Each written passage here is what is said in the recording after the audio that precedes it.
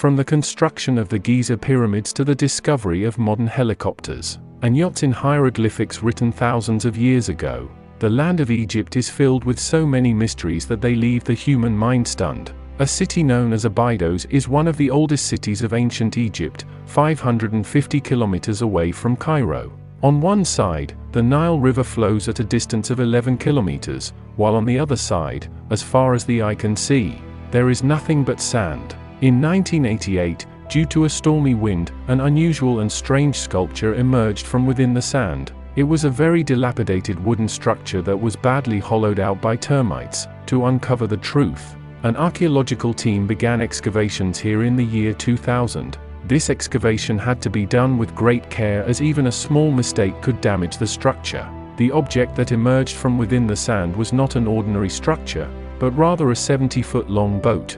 What was the purpose of this lone boat in the midst of the desert? The matter was not over yet. The search to unravel the mystery was still going on. It was found that there were not one, not two, but a total of 14 boats which were buried side by side in the desert.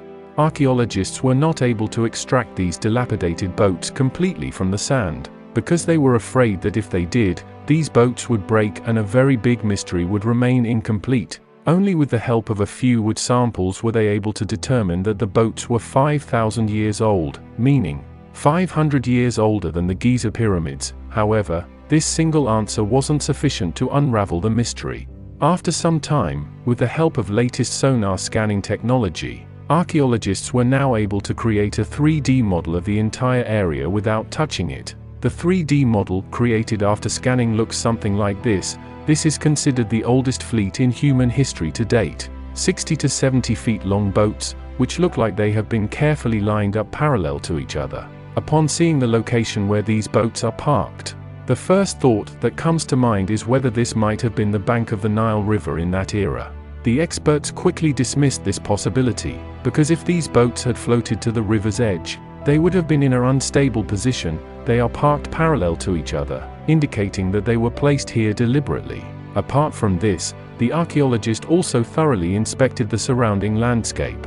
But nowhere did it appear that the Nile River used to pass through here. So who did these boats belong to? And if they did not come here by flowing in the river, then why were they brought to the desert? A clue was found when the structures of the boats were reconstructed with the help of 3D graphics. These were not ordinary boats, but rather rowing vessels that were propelled by a group of 30 people with the help of oars.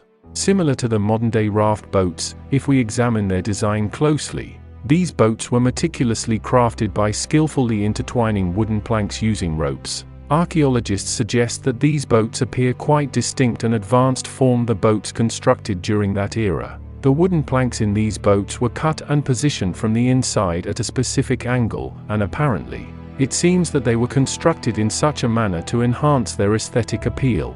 In ancient Egypt, only one person could possess boats of this kind, and that was the ancient Egyptian king, known as the pharaoh. Only the king had enough power to abandon state-of-the-art boats of that era in the desert, as if they were discarded waste. But the question is, why were they kept in the desert? To unravel the mystery of the Abydos boats, Egyptologists began to investigate the surrounding area. Right next to the place where this fleet is buried, there is a large, ruined structure made of mud bricks. Experts believe that this large structure appears to be a place of worship for the ancient Egyptians, where they used to worship their god, meaning their pharaoh. Many events used to take place here because there are also pottery vessels found here, in which food and wine were once poured. The carbon dating of these vessels also indicated that they were created during the same era, when the 14 boats were constructed. Now, Egyptologists are sure that the 14 boats must have some connection with this structure. When these boats were re-examined closely, a clue was found that was to be a major breakthrough for this discovery. Mud bricks were also found placed around the boats. The brick wall was built according to the curve of the boat, as if they were specially made for boats. These walls were not only on the sides of the boats, but similar mud bricks were also found beneath them. Now, when there are bricks on three sides, it's highly likely that bricks were also placed on top of the boats, that have now fallen and been effaced over time. With the help of 3D graphics, when bricks were placed on the upper part of the boats, they started to present a scene something like this.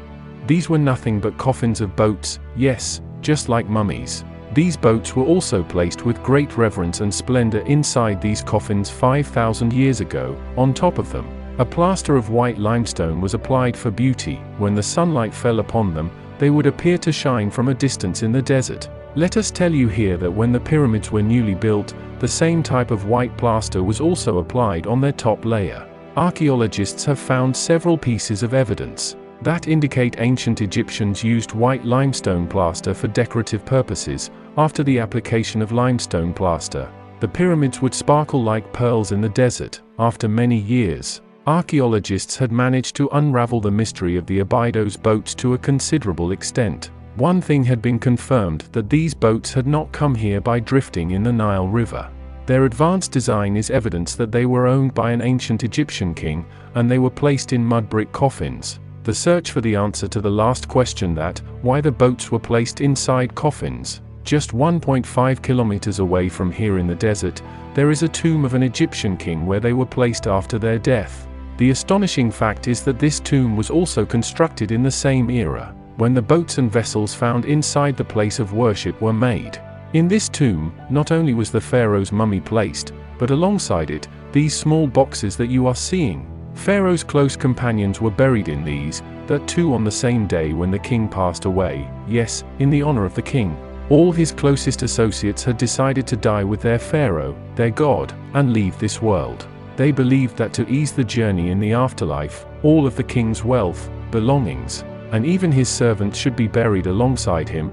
The boats were also placed inside the coffins, with such grandeur to facilitate the afterlife of the same king. This is a tradition that has also been observed in the tombs of later Egyptian pharaohs. Most of the tombs of the Egyptian pharaohs have been looted, and many are probably still hidden somewhere in the sand. In 1922, in the Valley of the Kings, several feet below the ground, King Tutankhamun's tomb was discovered, which somehow escaped from the looters. All the treasure and all the belongings of the king were there in a safe and untouched condition. In this treasure, models of 35 boats were also found, similar to the Abydos boats, perhaps buried alongside the king to facilitate his journey in the afterlife.